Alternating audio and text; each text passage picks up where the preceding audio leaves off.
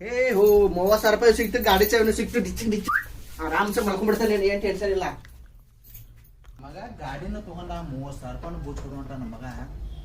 ಈ ನನ್ನ ಮಗನ ಎತ್ತಿ ಬಿಡ್ತೀನಿ ಅವತ್ತು.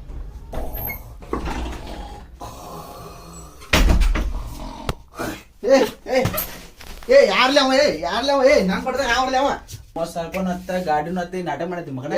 ಇಲ್ಲಣ್ಣ, ನಿಂಗೆ ಗಾಡಿ ಚಾವಿ ಮತ್ತೆ ರೊಕ್ಕ ಕೊಡ್ಬೇಕಂತ ವಾಪಸ್ ಬಂದಿದ್ದೆ. ನಮ್ಮ ಮತ್ತೆ ರೊಕ್ಕ ಇಸ್ಕೊಂಡು ಮುಂದಿನ ಸಲ ಕೊಡ್ತಾನ, ದಯವಿಟ್ಟು ಬಿಟ್ಟು ಬಿಡ್ಲಾ. ಹಿಂಗಂತ 8 ಮಂದಿ ನಿಂಗೆ ರೊಕ್ಕ ಕೊಡ್ಬೇಕಂತ ಬರಾತೀನಿ. ಅಟೋಡಿಗೆ ನಮ್ಮ ಬಂದು ರೊಕ್ಕ ಇಸ್ಕೊಂಡು ಗಾಡಿ ಚಾವಿನ ತಗೊಂಡ್ ಹೋಗೋಣ. ರೊಕ್ಕನ ಬೇಕು ಗಾಡಿನ ಬೇಕು. ಏನ್ ಮಾಡವ ಈಗ ಹೇಳಂಗ? ಬಡ್ಡಿ ಡಬಲ್ ತ್ರಿಬಲ್ ಬಡ್ಡಿ ಐತಿ ಮಗನ. ಹಂಗೆಲ್ಲ ಮಾಡಕ್ ಹೋಗ್ಬೇಡಣ.